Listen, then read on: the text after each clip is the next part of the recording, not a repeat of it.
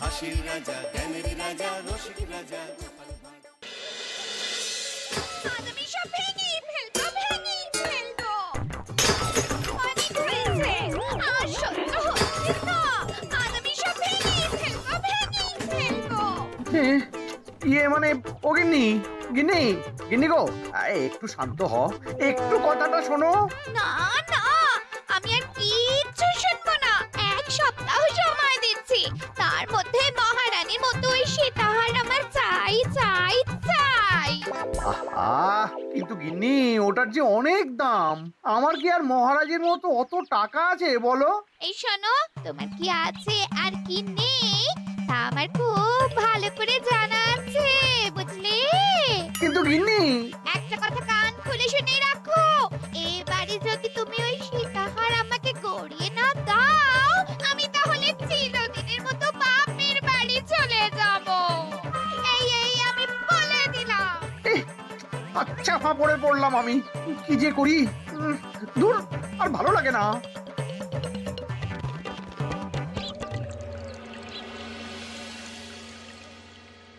আজকে তোমাদের সকলের কাছে আমার একটা প্রশ্ন আছে। বলুন মহারাজ। আচ্ছা, ধরো তোমরা যদি এ রাজ্যের লোক না হতে, অন্য কোনো রাজ্যের হতে, তাহলে তোমাদের কাছে কৃষ্ণনগর কেমন মনে হতো? মহারাজ, এক কথায় বলতে গেলে সমৃদ্ধ শক্তিশালী রাজ্য। বেশ, তা হঠাৎ এমন প্রশ্ন মহারাজ? আসলে বেশ কিছুদিন ধরেই আমি একটা কথা ভাবছিলাম। ঈশ্বরের দয়ায় আমাদের সবই আছে, তবু রাজ্যকে আরো শক্তিশালী ও অন্যান্য রাজ্যের সাথে সুসম্পর্ক বজায় রাখা একটা রাজধর্মে পড়ে। ঠিক বলেছে। ঠিক বলেছেন। বলি, তুমি কি এসব কথা কখনো ভাবো মন্ত্রী? হ্যাঁ, মানে আগে রোজ না, কিন্তু কখনো সখনো বোধহয় ভেবেছিলাম। কবে শুনি? ওই তো কিছুদিন আগে, ওই সেদিন। এটা ঠিক কোন সেদিনের কথা বলছেন মন্ত্রী মশাই? যেদিন আকাশে ওই দুটো সূর্য উঠেছিল? তোমাকে সবকিছুতে ফোড়ন কাটতেই হবে না গোপাল, হ্যাঁ? কি আর করি বলুন, আপনার কষ্ট যে আর সহ্য হয় না। যাই হোক, মুদ্রা কথা হলো, এসব কথা মাথায় রেখে এখন আমাদের কিছু করা উচিত। কিন্তু কি করা উচিত সেটা আমি ঠিক বুঝতে পারছি না। এই একটা করে রসগোল্লা খাওয়ালে কেমন হয়? এই, তুমি থামবে? মহারাজ, আমার কাছে একটা উপায় আছে। 10 দিনের একটা মিলন মেলার আয়োজন করলে কেমন হয়? খুব বাজে হবে। একটা মেলা কত ঝামেলার কাজ সেটা বোঝো? একেই কত খরচ, তার উপর আবার অনেক লোক। মোটেই না, এটা তো দারুণ বুদ্ধি দিয়েছো গোপাল। এমন কিছুই তো চাইছিলাম। ধুর, আজ সবকিছুই আমার বিপক্ষে মনে হয়। দিনটাই খারাপ, আমি বরং চুপই থাকি। তাহলে সবাই শোনো, 1 সপ্তাহ পর কৃষ্ণনগর এক বিরাট বড় মিলন মেলার আয়োজন করছে, আর তার জন্য লোকজনকে নিমন্ত্রণ করার কাজ দেখবে গোপাল। যথাজ্ঞা মহারাজ। আর মন্ত্রী, ভালো করে শুনে রাখো, মেলা প্রাঙ্গণ সাজানো, ঠিকঠাক নিরাপত্তা, এসব তোমার দায়িত্ব। আচ্ছা, কিন্তু বলছিলাম যে সবকিছু ভালো করে করতে গেলে খরচও তো। ওসব নিয়ে তোমাকে চিন্তা করতে হবে না। যত খরচই হোক আমাকে বলো, আমি দেব। আরে বাস, তো দারুণ ব্যাপার। এই ফাঁকে যদি কিছু আমারও লাভ হয়ে যায়, তাহলে গিন্নির গলার হারটার কিছু একটা করতে পারবো। বেশ, তাহলে প্রত্যেকে নিজেদের কাজ শুরু করে দাও।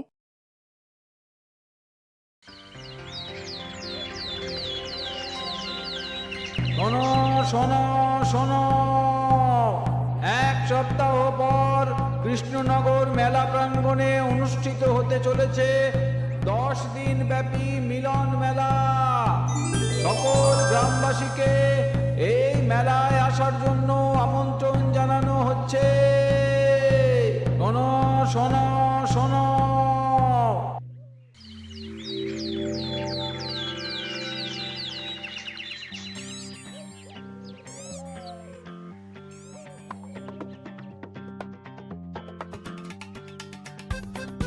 বাহ বাহ বাহ, ঠিক যেমনটা চেয়েছিলাম তেমনটাই হয়েছে। আর এসব কিছুর জন্য আমি গোপালকে ধন্যবাদ জানাতে চাই। কি যে বলেন মহারাজ, এই কৃষ্ণনগর তো আমার নিজেরই পরিবার। সেসব আমরা খুব ভালো করেই জানি গোপাল। আদিক্ষেতা একেবারে উতলে পড়ছে, এসব দেখে গা জ্বলে যায়। তোমার এই এত ভালো বুদ্ধি দেওয়ার জন্য আমি তোমাকে 50টি স্বর্ণমোহর উপহার দিতে চাই। এটা কি হলো? এরকম হলে কিন্তু আমি খেলবো না। কেন মন্ত্রী, তোমার আবার কি হলো? আমিও তো মেলার আয়োজন করেছি, তাহলে গোপাল একা কেন উপহার পাবে? সে তো মেলার জন্য অনেকেই কাজ করেছে, কিন্তু আসল বুদ্ধিটা তো দিয়েছে গোপালই। মন্ত্রী মশাইয়ের বোধহয় খুব হিংসা হচ্ছে। ঠিক আছে মহারাজ, আপনি বরং এই উপহার সকলের সাথে ভাগ করে দিন। না গো, কোনো ভাগ চাই না, তোমার উপহার তুমিই রাখো। যত সব।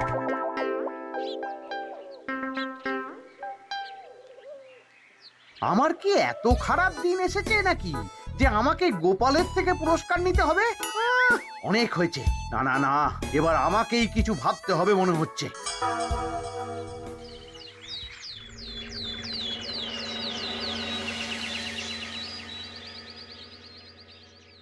আমার আমার সব শেষ হয়ে গেল গো, সব শেষ হয়ে গেল। এবার এবার আমার কি হবে?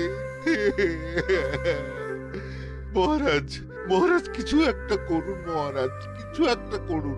চিন্তা করো না, আমি দেখছি, যারা দোষী তারা শাস্তি পাবেই। কি শুরু হলো বলো তো হঠাৎ করে? এত বড় বড় চুরি ডাকাতি হয়ে গেল, অথচ কেউ কোনো টেরই পেল না। হ্যাঁ মহারাজ, আসলে রাতের বেলা যখন সবাই ঘুমিয়ে থাকে তখন এই চুরি ডাকাতিগুলো হয়, তাই কেউ কোনো শব্দ পায় না। ভালো করে অনুসন্ধান করো, যে বা যারা এই কাজ করছে তাদের যত তাড়াতাড়ি সম্ভব ধরে ফেলতে হবে, নইলে তো আমাদের প্রজাদের অনেক ক্ষতি হয়ে যাচ্ছে। হ্যাঁ মহারাজ, আপনি কোনো চিন্তা করবেন না। কোথায় আনন্দ করে সব প্রজারা মেলা ঘুরবে তা নয়, আবার এই উটকো ঝামেলা। একটা কথা বলছি, কিছু মনে করবেন না। আসলে এই ঝামেলার কারণ হলো গোপাল। আমি ঠিক জানতাম কোনো না কোনো ভাবে আপনি আমাকে দোষ দেবেন। সত্যি তো, এসবের সাথে গোপালের কি সম্পর্ক? ওরই তো সম্পর্ক আছে মহারাজ। মেলা শুরু হলো আর তার সাথে চুরি ডাকাতিও। আর যদি গোপাল মেলার বুদ্ধিটা না দিত তাহলে রাজ্যে এত চুরি ডাকাতিও বাড়তো না। মানছি মন্ত্রী মশাই, মেলার বুদ্ধিটা আমার, কিন্তু মেলার নিরাপত্তা রক্ষা তো আপনার দায়িত্ব ছিল। যদি মেলা থেকেই এই ঝামেলা শুরু হয় তাহলে তো আপনার কাজেও ফাঁক আছে। মুখ সামলে কথা বলো গোপাল। আহ, তোমরা একটু থামবে?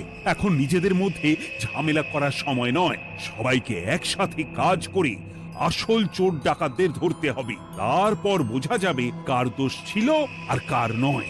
আগে মহারাজ।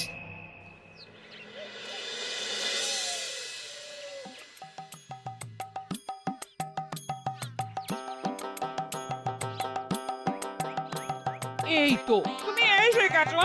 তাড়াতাড়ি মুখ হাত ধুয়ে বসো, তোমার জন্য একটা জিনিস এনেছি। বলো কি জিনিস? আরে আরে একটু অপেক্ষা করোই না, আমি আনছি। হ্যাঁ বেশ, আনো তাহলে। এই নাও, খাও। মিষ্টি দই। হ্যাঁ গো, খেয়ে দেখো তো কেমন। দারুণ সুন্দর স্বাদ তো গিন্নি। কোথা থেকে এনেছো? ভালো, মেলা থেকে এনেছি। ও জানো, বিনা পয়সায় গো। বিনা পয়সায়? তা কে দিল শুনি? আমি সুজন দইওয়ালা, বড় ভালো ছেলে। শুধু আজ নয়, ও রোজই মানুষকে ভালোবেসে না বিনা পয়সায় দই খাওয়ায়। হ্যাঁ বাবা, বেশ অবাক করা কাণ্ড। আসলে সুজনের দেশের বাড়িতে অনেক জমি জমা, গরু মোষ আছে।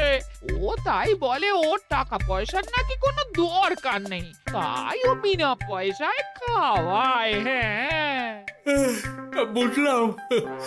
বাবা, খুব ঘুম পাচ্ছে এখন। ও গিন্নি, শোনো না, আমি বরং একটা ঘুম দিই এখন, বুঝলে? তুমি বরং বিকেলে আমায় একটু ডেকে দিও, ওর কাজ আছে। আচ্ছা বেশ। তোমাদের জন্য সেটাই ভালো, কারণ এমনিতেই মহারাজ চোর ডাকাত ধরার জন্য প্রহরীর ব্যবস্থা করছে পুরো রাজ্যে। না না না, সে নিয়ে আপনি চিন্তা করবেন না।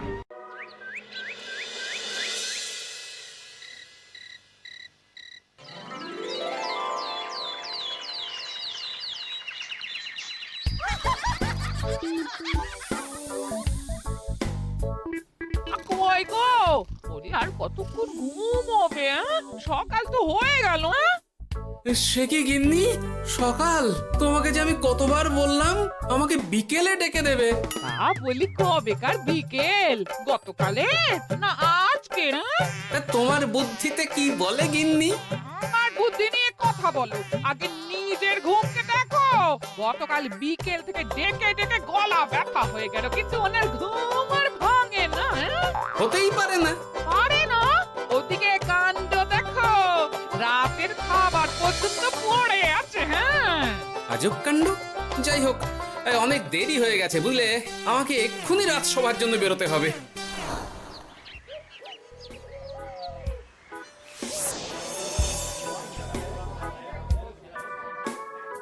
বাবা, এত ভিড় কি আছে এখানে?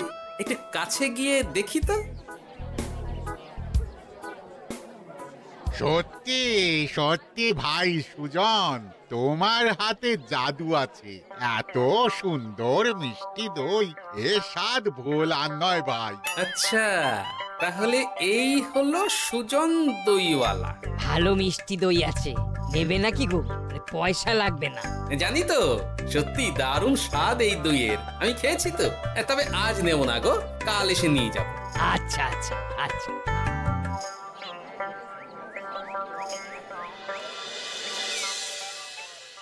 আর কোনো নতুন খবর পেলে ওই ডাকাতদের ব্যাপারে? না মহারাজ, এখনো ঠিক ধরতে পারিনি। ওরা বোধহয় বুঝতে পেরে গেছে যে আমরা খোঁজ করছি। মহারাজ, আমার মাথায় একটা নতুন বুদ্ধি এলো। রাতের বেলা করে সব বাড়িতে পাহারা দেওয়া শুরু করলে কেমন হয়? সব চুরি তো রাতেই হচ্ছে। আরে, এ তো দারুণ বুদ্ধি। কিন্তু মহারাজ, আমাদের রাজ্যের প্রহরীরা রাতের বেলা কি করে পাহারা দেবে? কেন কেন, কি সমস্যা? অনেক সমস্যা আছে।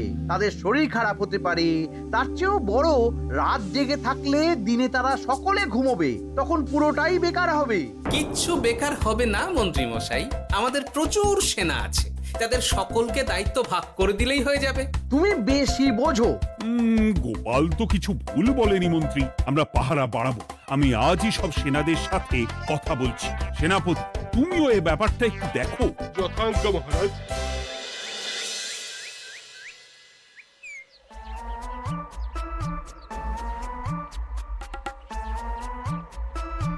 চোর ডাকাতদের ধরার জন্য যদি একটা সূত্রের হদিশ পাওয়া যায় তাহলেই কেল্লা ফতে, কিন্তু সেটাই পাওয়া যাচ্ছে না বলেই এত সময় লাগছে।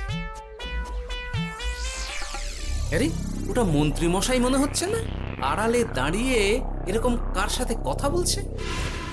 এবার আমি যা বলছি ভালো করে শোনো। আজ রাতে মেলার পিছনের দিকে যে মাঠটা আছে সেখানে চলে এসো। বাকি কথা ওখানেই হবে। এই জায়গা নিরাপদ নয়। বেশ রহস্যজনক ব্যাপার। মেলার পিছনের মাঠ বললো না? রাতে আমাকেও দেখতে হবে কি হয় সেখানে।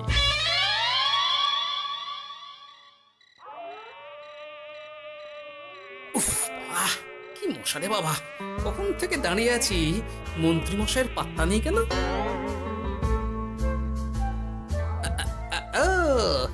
ওই তো চলে এসেছে।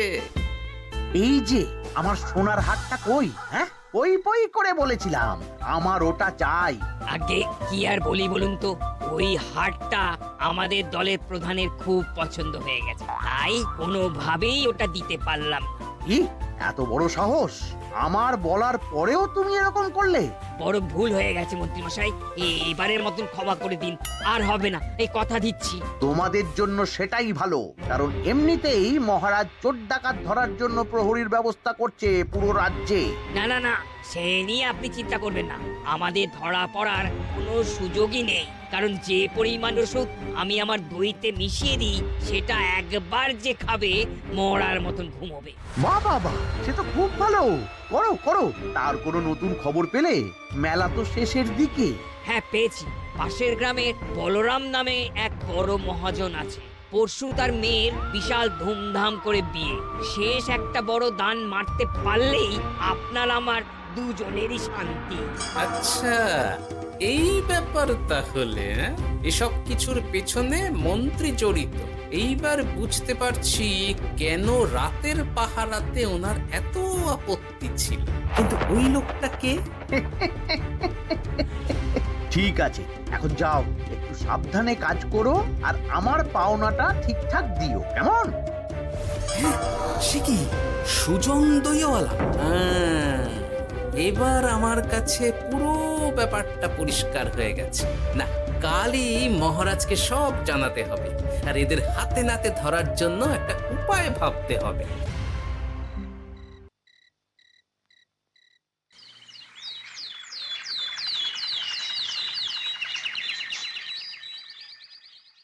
আরে এসো এসো, তোমার জন্যই তো অপেক্ষা করছিলাম। কি এমন জরুরি কথা আছে যে একান্তে দেখা করতে চাইলি? কোন মুখে বলি মহারাজ, সর্ষের মধ্যেই যখন ভূত তখন আর কি। মানে একটু খুলে বলো তো, কি হয়েছে? আমাদের রাজ্যের এই এত বড় বড় চুরি ডাকাতির পিছনে কারা আছে সেটা আমি জানতে পেরে গেছি মহারাজ। হ্যাঁ, এ তো দারুণ খবর। তাহলে আমরা এখানে কি করছি? এখনই তাদেরকে গিয়ে বন্দি করি? না মহারাজ, আমাদের হাতে কোনো প্রমাণ নেই, তাই ওইভাবে বন্দি করতে পারবেন না। কেন বলো তো, কারা আছে পেছনে? সেটা আপনি নিজের চোখেই দেখে নেবেন পরে। তবে এটা জানিয়ে রাখি, আমাদের মন্ত্রী মশাইও যুক্ত আছেন।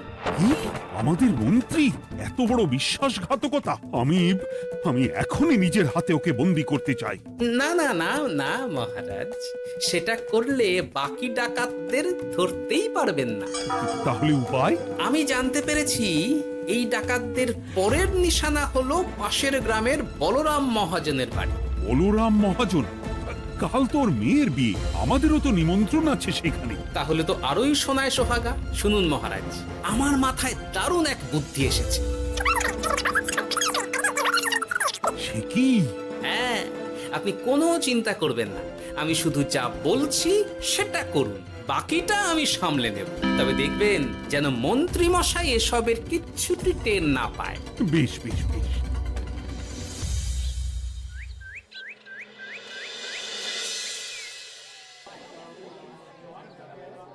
আর তো কিছুক্ষণ, এরপরেই তো সন্ধে নামবে। তোমার সবকিছু তৈরি তো? হ্যাঁ মহারাজ। আরে, মহারাজ আর গোপাল কানে কানে এত কি কথা বলছে? আমাকেও জানতে হবে সেটা। ওই যে আসছে মরকটটা, আমার আর ওকে এক মুহূর্ত সহ্য হচ্ছে না। মনে হচ্ছে গুদুম গুদুম করে ওর মাথায় গাঁটটা মারি। শান্ত হন মহারাজ, দয়া করে শান্ত হন আর একটুখানি। তারপর আপনি মন্ত্রী মশাইয়ের সাথে যা ইচ্ছে করবেন। ওর আমি বরং অন্যদিকে যাই, মুখ দেখলেই আমার মাথাটা গরম হয়ে যাচ্ছে। সেই ভালো। কি হলো ব্যাপারটা? যাই হোক, আর তো কিছুক্ষণ, তারপর আমার বিশাল লাভ হবে। বরং ততক্ষণ আমি পেট পুজো করি।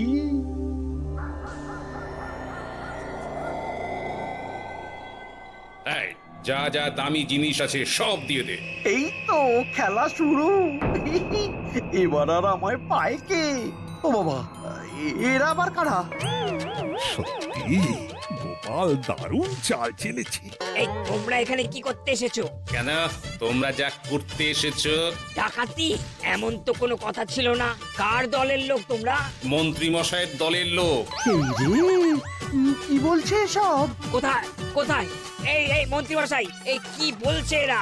আপনি দু নৌকোয় পা দিয়ে চলছে, আমরা থাকতে আপনি আরো এক ডাকাতের দলের লোককে ডেকেছেন। কি মন্ত্রী?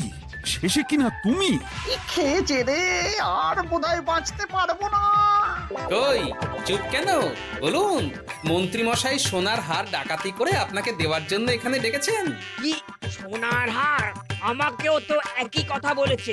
আপনি আমাদের থেকে খবর নিয়ে অন্য দলকে কাজ দিয়েছেন। এই না না, মিথ্যে কথা। কিসের মিথ্যে? আপনি ছাড়া তো আর কেউ জানতো না এখানের কথা। না গো, আমি শুধু তোমাদেরকেই কাজ দিয়েছি একদম শুরু থেকে। আর কোনো ডাকাতের দলকে আমি চিনি না, আমি তো নিজেই প্রথম শুনছি। মন্ত্রী, লজ্জা করে না তোমার? তুমি আমার প্রজাদের এইভাবে ঠকাচ্ছিলে। ইয়ে মানে মহারাজ, আমি আসলে অনেক হয়েছে মন্ত্রী মশাই, আপনি ধরা পড়ে গেছেন। প্রহরী, বন্দি করো সবাইকে, আর মন্ত্রীকেও। আমাকে ক্ষমা করে দিন মহারাজ, আমি ইচ্ছা করে এটা করিনি। আসলে আমার গিন্নি কদিন ধরেই মহারানীর সীতাহারের মতো দেখতে হার বায়না করেছে। তার জন্য তুমি নিজেদের লোকেদের থেকেই চুরি করবে? আর কি করব বলুন, এক সপ্তাহের মধ্যে হার না দিলে বাড়ি ছেড়ে চলে যাবে বলেছে। তাই আমি এখন আপনি যেটা করেছেন সেটা যদি আপনার গিন্নি জানতে পারে, তাহলেও বাড়ি ছেড়ে চলে যাবে। শাস্তি তো তোমাকে পেতেই হবে মন্ত্রী। আয়, কে আছো? শোনো, মন্ত্রীকে মুখে কালি মাখিয়ে গাধার পিঠে বসিয়ে সারা রাজ্য ঘোরাও, এটাই ওর যোগ্য শাস্তি। আর গোপাল, তোমার বুদ্ধির প্রশংসা করতেই হয়। তোমার পুরস্কার আমি কাল রাজসভায় দেব। দূর দূর, জীবনে বিয়ে করাই ভুল হয়েছে আমার।